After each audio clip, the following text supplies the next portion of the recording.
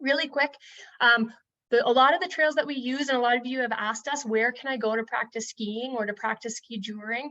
And a lot of us use free multi-use trails, or we use trails that are groomed by snow machine clubs, that are groomed by other users, either tour companies or clubs or the Forest Service, and where skiing isn't the primary user group. So I would say that most in Placer County for sure, I'm not sure about in Nevada County, but in Placer County for sure, there are really strict leash laws. So always make sure, and just out of courtesy, always make sure that your dog is leashed in parking lots. Part of that is common courtesy to other people and dogs there. Part of that is safety. A lot of these parking lots are right on major roads. So making sure that, you know, your dog doesn't get spooked. You might have a dog with amazing recall and that's really calm and collected, but that doesn't mean they're not going to get spooked or something's going to happen that's going to cause them to run out into traffic or a snow machine track. So keep your dog leashed in parking lots.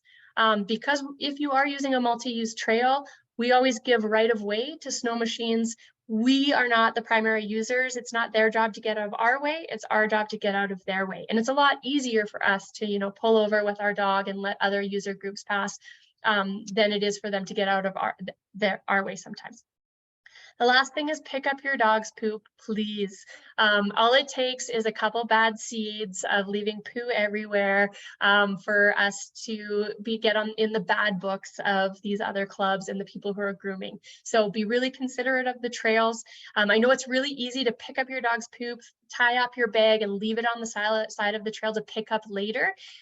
We will suggest that you bring some sort of backpack or hip belt with a really good waterproof bag in it to put your dog poo bags into to carry out with you, because A, you're probably not going to remember to pick it up on the way out, or B, it may get run over by a snow machine or a skier or someone else before you get a chance to pick it up. So pick up your poo and take it with you, please. And just remember, we're guests on these trails. That's the beauty of using free trails, is we don't have to pay for it, but also we need to respect the other users that are in that space. So next week, oh, that's our homework. A little bit of homework before we get to next week. Just kind of capitalizing on all of the broad things we've touched today, I know it's a lot of material, if you haven't skijored with your dog or you haven't skied with your dog, get your dog used to being around skis and poles. If they're good off-leash recall, take them out in the woods, ski around with them, get them used to, you know, what you're going to be wearing that day.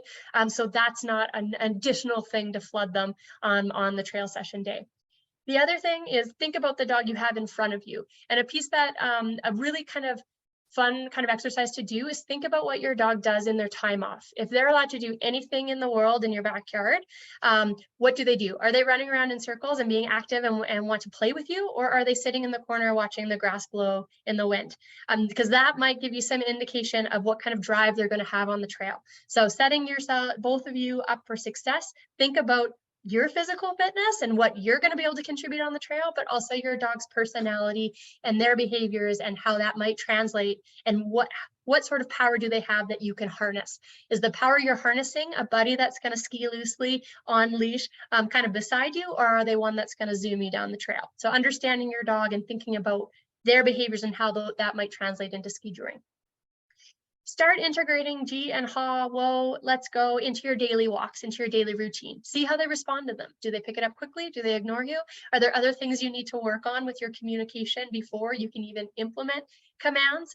Start thinking about that and implementing it now before you get on the trail.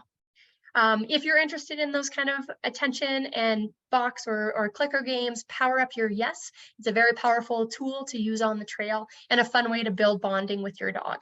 And then lastly, but probably firstly, practice on skis without your dog. So get used to being on skis. Make sure you're comfortable staying upright on skis. Don't expect next Saturday's trail session to be the first time you're putting on skis and expect your dog to be amazing and pull you down the trail.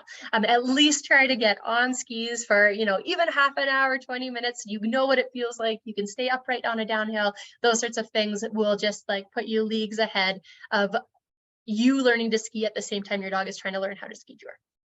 So next week, we're going to meet at Saturday at Little Truckee Summit OHV Trailhead. You should be able to find it on Google Maps. If not, basically you're going north on the 89. You're going to pass Hobart Mills. You're going to pass Sage Hen, And then you're going to get up and there's going to be a pullout that goes into the little Truckee Summit Skijor, or sorry, snow machine area. It's groomed for snow machines. There's a big parking lot there. You'll see a bunch of us with dogs and all sorts of stuff. When you enter the parking lot, we're going to be exiting the groom trail off to your left. So we'll kind of congregate in that area. Because there's quite a few of us, we're going to try and stagger 3 different groups. One starting at 9, one starting at 10, one starting at 11. If you have a very, very thick coated dog that gets hot, aim for one of the earlier sessions. We're going to send out an email where you can sign up for what session you want to participate in. But the whole goal here is that we have smaller groups that all of us can help work with, rather than having 20 people show up and it all just being like kind of mayhem, which is what some mass starts at races are like. But since it's everyone's first time, we'll try to like temper it and set everyone up for success. So we'll send an email about that. Bring any gear you have, even if you're not sure if it's right or not, we can work with you. Make sure you have something human harness, whether it's an old climbing harness, whether it's a hip belt out of an expedition pack, something that can help, that you have to attach the dog to you on your body. And then I think, and skis, and you need to bring skis. We've put in links with the last email of where you can rent Nordic skis for a fairly decent price. So bring skis, bring something for the human harness. We will have obviously bungees that we've picked up for those who pre-ordered. We'll have some extras to borrow, and we'll have a whole slew of harnesses. But if you have a harness or 2, please bring them with you so we can kind of get an idea of who needs what. Please, and again, I said this, keep your dogs leashed, but I'm also going to say that these events aren't just for, when we have our monthly fun runs, it's not just for the most well-behaved, socially adept dogs. This is for dogs to run in harness and work in a partnership with their human. So it's not a big dog social hour. So it doesn't mean that we don't have dogs that socialize and have fun after the run. But what I would say is that in the beginning, our focus is getting you and your dog in a partnership down the trail, not to visit with all of the other dogs that are out there. So keep your dog focused on you. And if you are going to do an on-leash greeting, just check with the other person to make sure their dog is up for that. Not everyone has dogs that want to meet, and especially a lot of us that have purpose-bred dogs, when they're working, and they don't really want to interact with other dogs when they're in harness and getting ready to go. And there's a lot of excitement and tension. So just making sure that your dog is under control with you, keep them leashed, keep them with you. Afterwards, then yeah, socialize, do whatever you want, but be respectful of other people's dogs and social limitations. And then finally, get ready to laugh and fall and just have a really, really good time. There will be lots of hands on deck to help everyone kind of get down the trail.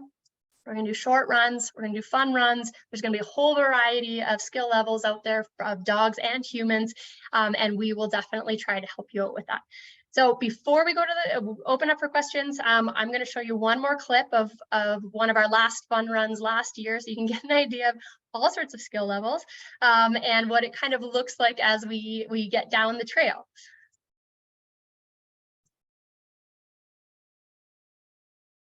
This is all of it. This is Blue Lakes down near South Lake Tahoe. All of us getting ready to go. There's Michelle. One pool. You got all sorts of different varieties. You can see she's trying to steer her dogs over a big hole in the trail. Looks great.